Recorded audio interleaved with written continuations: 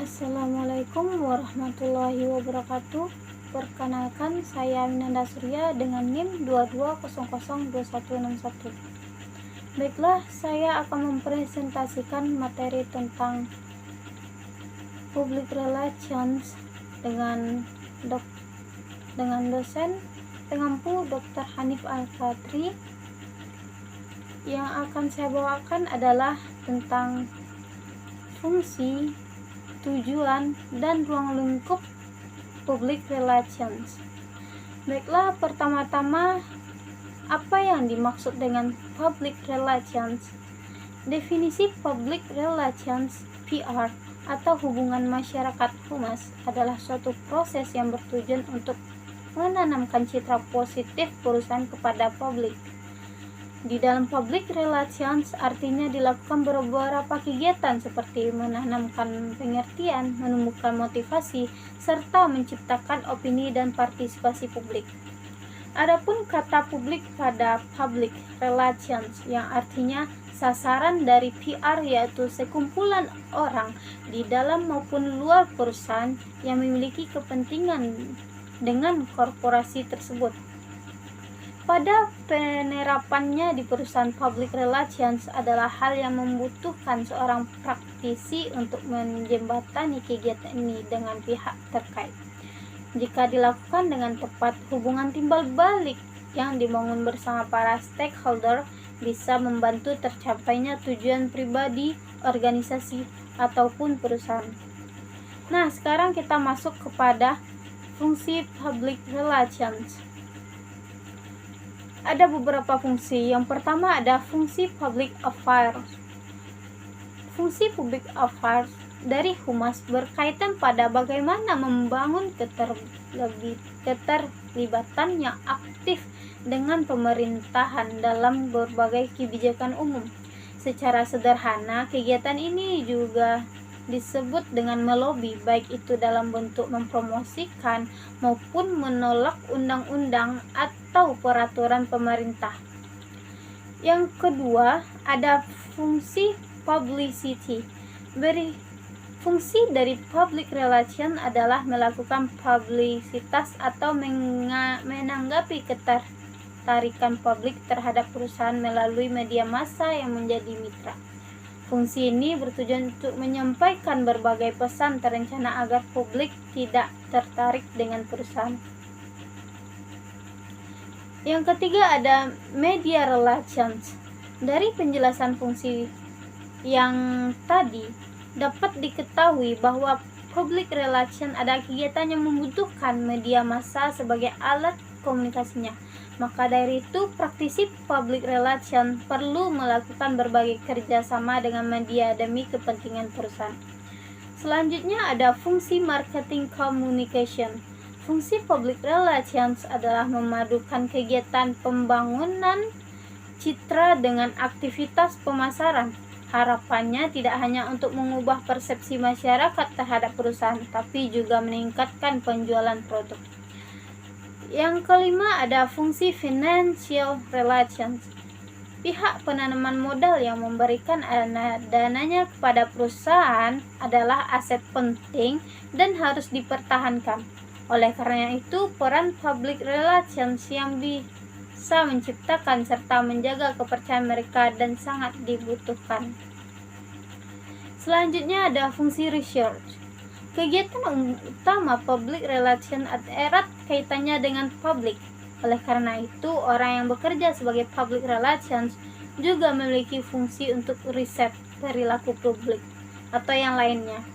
Data-data yang didapatkan nantinya digunakan untuk merancang strategi public relations agar bisa meningkatkan keyakinan publik terhadap perusahaan. Selanjutnya ada fungsi counseling. Public relations adalah counseling. Dalam hal ini, public relations diharapkan bisa memberi saran kepada pihak internal perusahaan. Adapun bentuk saran tersebut umumnya seperti relasi, komunikasi, kebijakan bisa digunakan perusahaan ke publik. Selanjutnya ada fungsi isu manajemen. Fungsi lainnya dari public relations adalah isu manajemen atau mengelola isu. Fungsi ini pada penerapannya hampir mirip seperti manajemen krisis. Public relation akan melakukan identifikasi masalah serta evaluasi yang tepat untuk sekiranya berkaitan dengan perusahaan. Selanjutnya ada fungsi multicultural relations. Meskipun merupakan lembaga komersial, perusahaan tidaklah bisa berdiri sendiri tanpa mempertahankan lingkungan sekitarnya. Oleh karena itu, fungsi ini bagi public relations adalah membantu menghubungkan berbagai keragaman publik dengan perusahaan. Selanjutnya, ada fungsi special event. Di urutan terakhir mengenai public relation adalah special event.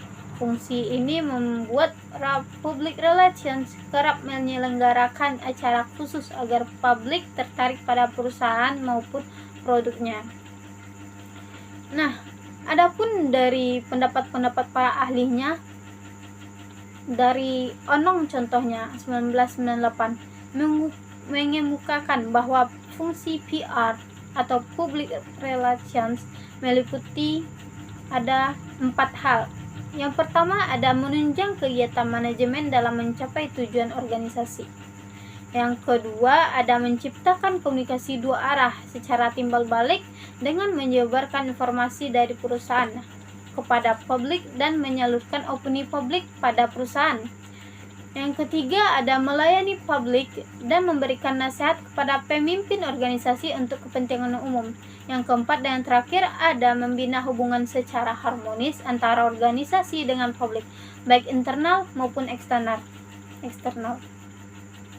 Selanjutnya ada dari Ali 1999.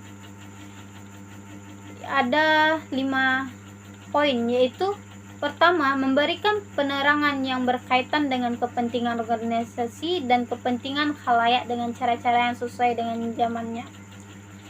Yang kedua, ada mengukur, menafsirkan sikap, pendapat, dan perilaku masyarakat terhadap organisasi sehingga tercapainya misi pesan yang dikehendaki. Yang ketiga, ada merumuskan kegiatan-kegiatan yang bertujuan meningkatkan pengertian masyarakat terhadap aktivitas lembaga atau perusahaan guna memperoleh dukungan publik. Yang keempat, ada melaksanakan dan mengembangkan setiap program yang berhubungan dengan usaha untuk menciptakan saling pengertian antara organisasi dan masyarakat, sehingga terjalin kerjasama yang diharapkan. Yang kelima dan yang terakhir ada melakukan evaluasi internal. Sejauh mana terjalinnya kerjasama harmonis dan sampai di mana telah terciptanya persepsi positif masyarakat dan cita organisasi yang diambakan. Nah, selanjutnya ada tujuan public relations. Tujuan public relations yang utama sebenarnya adalah membangun dan memelihara citra positif perusahaan atau produk kepada publik, mitra, investor, pelanggan, karyawan, maupun pihak penting lainnya.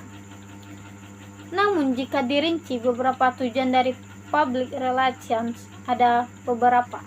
Yang pertama ada mempresentasikan reputasi perusahaan kepada publik. Yang kedua ada memberikan informasi tentang perusahaan atau produk agar asosiasi dari pihak eksternal semakin dalam. Yang ketiga ada mengidentifikasi masalah yang timbul dalam hubungan komunikasi.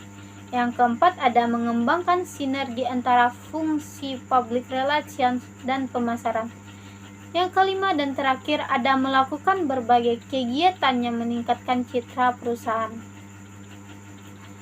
Nah, selanjutnya kita masuk ke dalam ruang lingkup public relations. Yang pertama adalah jurnalistik dan media sosial. Agar seorang public relation bisa menjalani tugasnya dibutuhkan skill, yaitu jurnalistik yang cakap.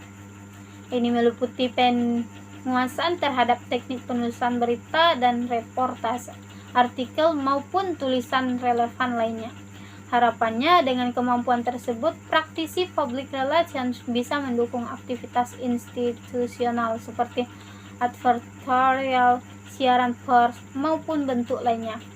Di samping itu, seiring dengan pesatnya perkembangan teknologi, skill terkait yang bisa menunjang jurnalistik adalah kemampuan dalam mengoperasikan media sosial. Bahkan alangkah lebih baik lagi jika praktisi public relations adalah orang yang memahami kegiatan analisis pada berbagai jenis media sosial. Selanjutnya ada komunikasi. Skill yang dibutuhkan adalah komunikasi oleh orang praktisi public relations. Kemampuan dalam berkomunikasi. Komunikasi yang dimaksud adalah cara pembawaan dan berbahasa dengan struktur tepat, baik itu untuk bahasa lokal maupun asing. Di samping itu diperlukan juga kemampuan interpersonal agar komunikasi yang dijalin dengan pihak eksternal bisa terhindar dari kesalahpahaman. Yang ketiga ada manajemen publik. Jika membahas tentang persaingan publik, memberikan pengaruh yang signifikan dan harus diperhatikan oleh public relations. Oleh karena itu, kemampuan manajemen publik yang baik harus dikuasai oleh lebih memudahkan pelaksanaan bisnis ke berbagai segmentasi. Selanjutnya ada riset. Praktisi public relations adalah orang yang harus bekerja untuk banyak klien dengan beragam kebutuhan, maka dari itu penting memiliki skill riset agar bisa menunjang aktivitas tersebut. Melalui riset nantinya dapat ditemukan berbagai informasi. Adapun riset yang dilakukan oleh humas juga harus cepat tanpa mengurangi akurasi di dalamnya. Baiklah, itu presentasi yang saya sampaikan. Kurang atau salah mohon dimaafkan. Wabillahi taufiq wal hidayah. Wassalamualaikum warahmatullahi wabarakatuh.